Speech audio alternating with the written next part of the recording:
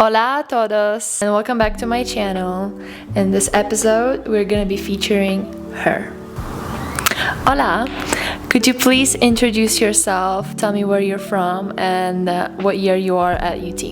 My name's Madison Bernal. I am a senior here at UT and I am from Midland, Texas. So, growing up in Midland with a Mexican background, what was your relationship to Spanish and Hispanic culture? My relationship is that it was just everywhere.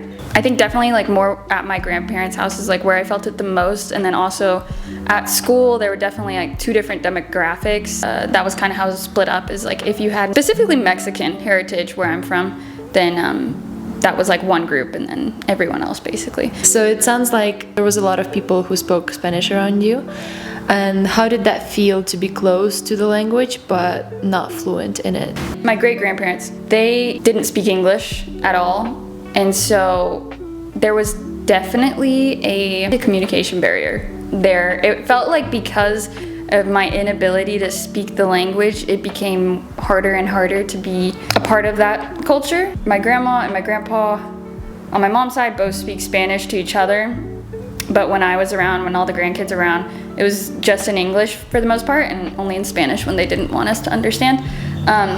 So my dad's side, there was less Spanish when we came around, but I think it was just the understanding that we didn't know any. But I did know that like within that extended family on that side, it was a lot more Spanish as well. So it just seemed like my family, everyone kind of knew we didn't speak Spanish. Like we were almost like removed from that. So it was interesting. So did you ever feel the pressure to learn it though, or you just got used to not being maybe as close with certain parts of your family and with maybe people at school who did speak Spanish? Do you regret not learning it? Definitely. It was almost never an option. Personally, like when I was little, I was never spoken to in Spanish other than like baby Spanish that we use, but it's like baby sign language. Like you don't actually grow up and use sign language. You don't actually grow up and use the Spanish. So I don't think there was ever like an opportunity for me to learn it. So it's hard to say that I regret it because the people around me just chose to not teach me it. So it's not like my fault. Yeah. But like, do I wish they did? Yeah. But I also know like historically, my community was pretty like divided in half, and my family really tried to kind of assimilate. My aunts and uncles, like a lot of their first languages was Spanish, but they would get in trouble for speaking it at school.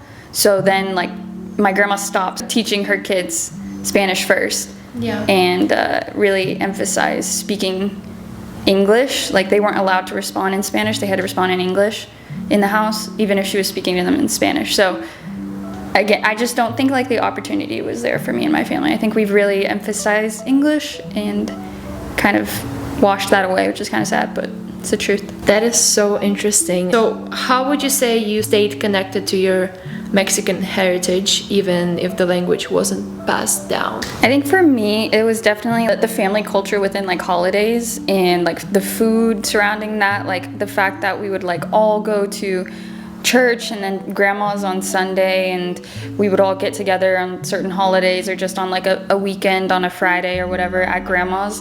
And I think that was kind of where I felt it the most, was like when my grandma was like making menudo and like handmade tortillas and making me and my cousins help her like different like bizcochos. That I feel like was the most prominent way that the culture was passed down for me.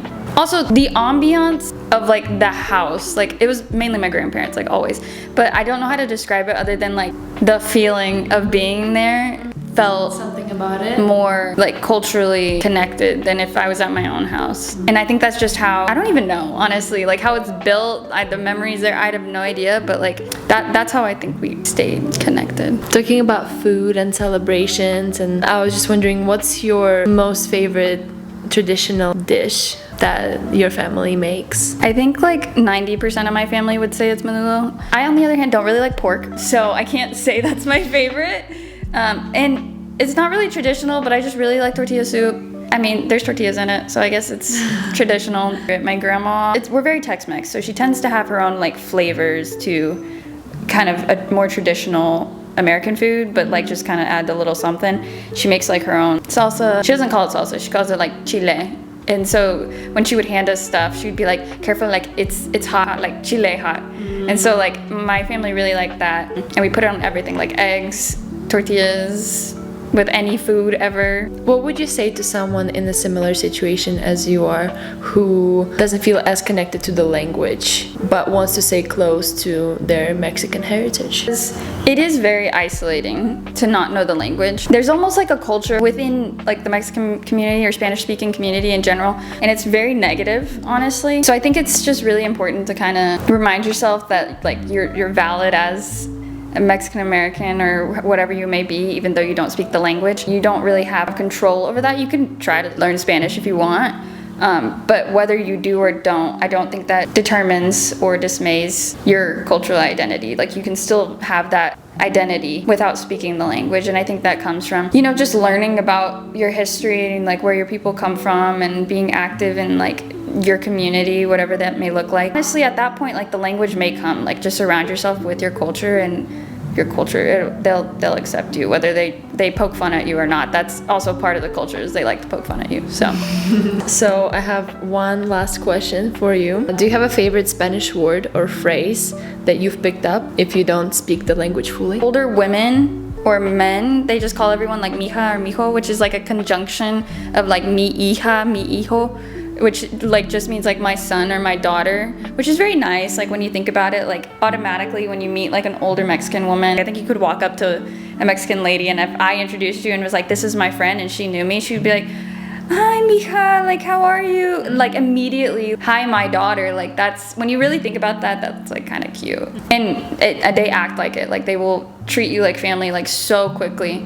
And I think that's like kind of built into the culture as well. Like even men, which I feel like isn't always the case in every culture, like are very quick to like kind of, as long as you're not a boyfriend, like accept a friend into the family and just like feed you like family, treat you like family, and like come around whenever, like, you know, all that. So Well, thank you so much for agreeing to do this little interview. And that was it. Bye everyone. Hasta mañana. hasta luego.